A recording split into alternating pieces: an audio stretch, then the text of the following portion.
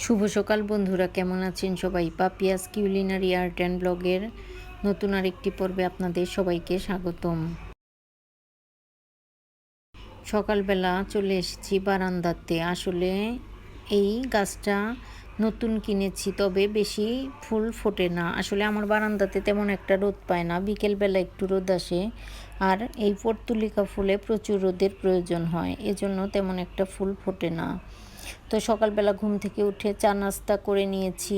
এবার মনকেও একটু নুডলস রান্না করে দিয়েছি। এবার চলে এসেছি ছাদে। আসলে ছাদে মিষ্টি আলু শাক হয়েছে। একদিন শাকটা রান্না করা হয়েছে, আর কয়েকটা পাতা আবার বড় হয়েছে। ভাবলাম যে আজকে খিচুড়ি রান্না করব, এজন্য সাথে মিষ্টি আলু শাকের পাকোড়া। আসলে আজকে তেমন রান্নাবাড়া করতে মন চাচ্ছে না, এজন্য ভাবলাম যে একটু খিচুড়ি রান্না করি। খিচুড়িটা তো পছন্দের খাবার, আর অল্প সময়ের মধ্যে হয়েও যাবে, তেমন ঝামেলা নেই। এজন্য একটু খিচুড়ি রান্না করছি, রাতে আবার অন্য কিছু রান্না করে নেব। আর দুপুরের আপনাদের দাদা বাসায় খায় না, এজন্য আসলে আমার রান্না নিয়ে তেমন একটা ঝামেলা হয় না। আর মন তো তেমন কিছু খেতেই চায় না, তো এজন্যই রাতের বেলায় রান্না করে নেব। এবার খিচুড়িটা আমি বসিয়ে দিয়েছি, আর দিয়ে দিলাম গুঁড়ো মশলাগুলো। আজকে মসুর ডাল দিয়ে খিচুড়ি রান্না করছি, আর মসুরের ডাল দিয়ে খিচুড়িটা খেতেই ভীষণ ভালো লাগে। তবে মুগ ডাল দিয়েও, পোলাওয়ের চাউল দিয়ে খেতে আমার কাছে অনেক ভালো লাগে। ওই খিচুড়িটাও মাঝে মধ্যে রান্না করা হয়।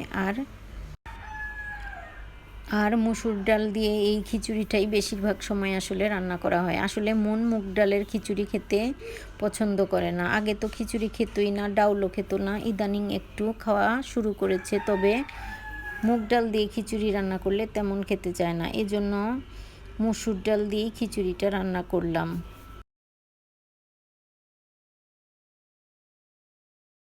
আসলে খিচুড়ি তো আমার খুবই প্রিয়, যে কোনো সময় খেতে ভালো লাগে। আর রোদ বৃষ্টি যাই হোক, তারপরও মাঝে মধ্যেই রোদ উঠছে আর মাঝে মধ্যেই বৃষ্টি নামছে, এজন্য খিচুড়িটা খেতে ভালোই লেগেছে।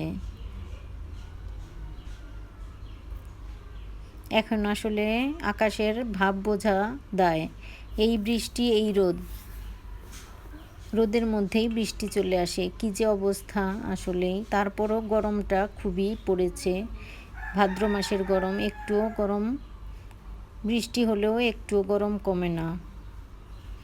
এবার নামানোর আগে 2 চামচ ঘি দিয়ে চুলাটা আমি বন্ধ করে দেব।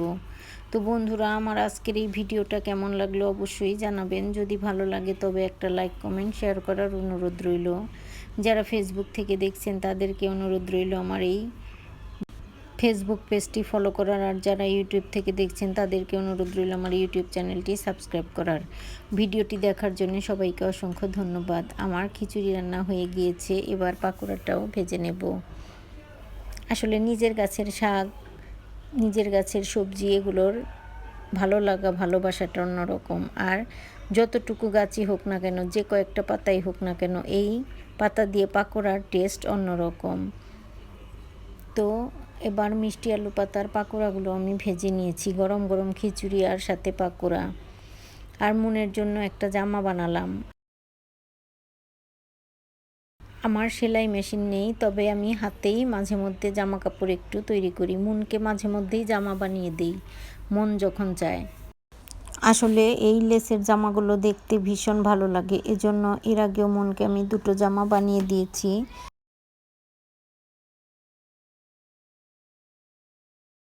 লেসটাও আমি নিজে হাতে করেছি, আর জামাটাও আমি হাতেই বানিয়ে দিয়েছি।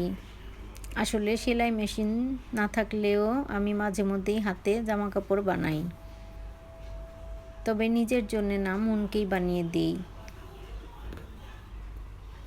এবার জামার এক পার্ট লাগানো হয়ে গিয়েছে, আর এক পার্ট লাগাতে হবে। আসলে নিজে হাতে কোনো কিছু তৈরি করার আনন্দটাই আলাদা।